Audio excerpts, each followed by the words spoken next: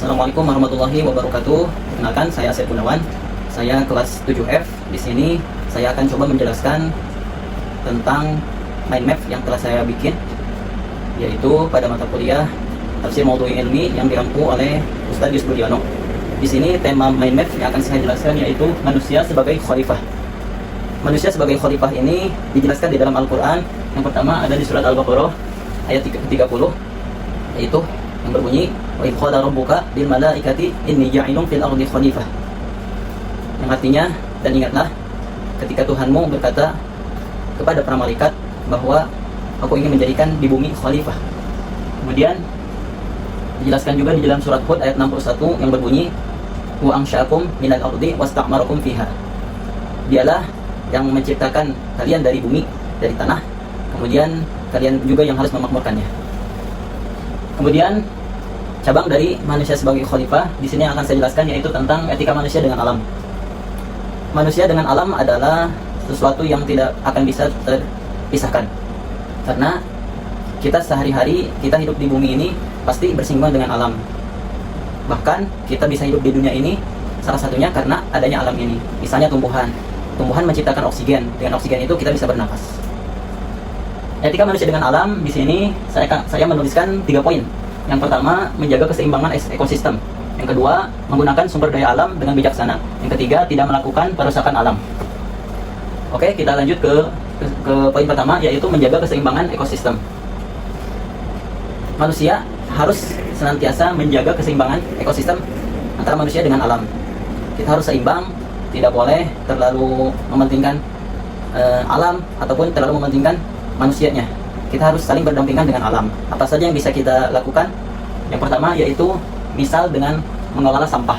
Sekarang sudah banyak kita temui, misalnya di stasiun KRL itu tempat sampahnya itu sudah dipilah-pilah penempatannya itu. Ada yang organik, ada yang untuk kertas, ada yang non-organik dan lain-lain.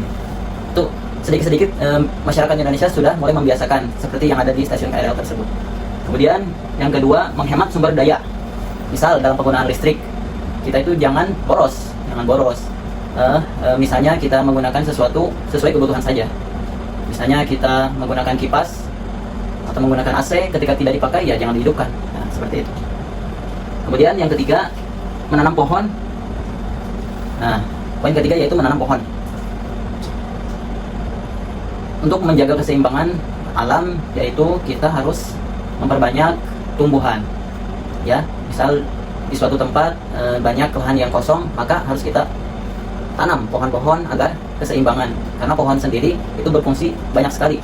Selain tadi untuk menciptakan oksigen, dia juga kan untuk menyaring air, sehingga airnya menjadi jernih dan lebih banyak manfaatnya.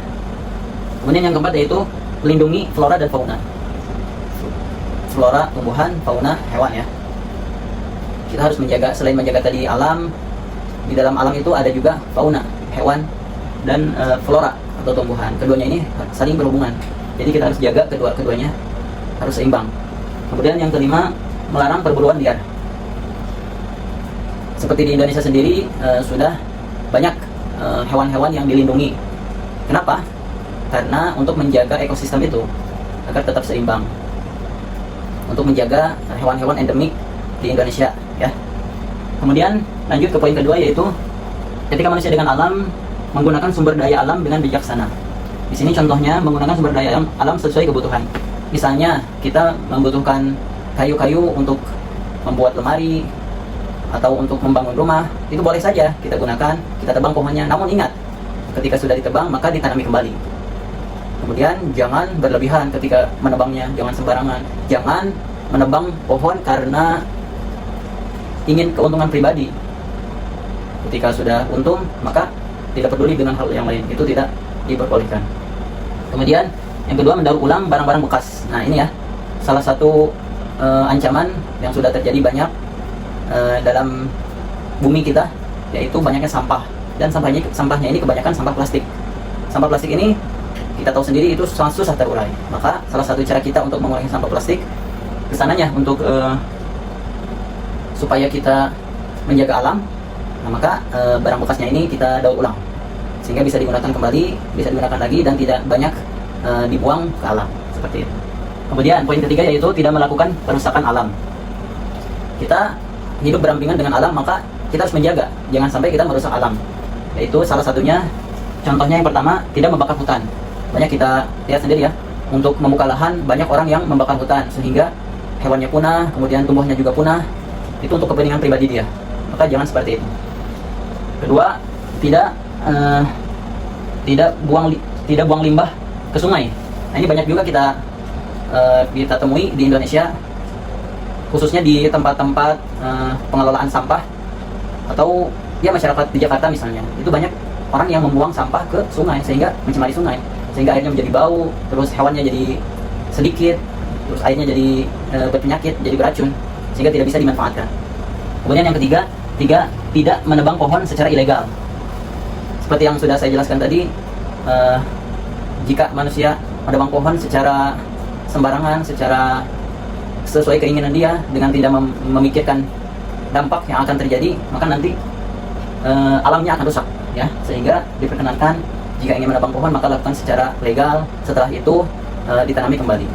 Mungkin ini poin-poin yang bisa saya jelaskan di dalam tema manusia sebagai khilafah, dan temanya yaitu etika manusia dengan alam. Demikian yang dapat saya sampaikan. Mohon maaf atas segala kekurangan. Akhirul kalam. Assalamualaikum warahmatullahi wabarakatuh.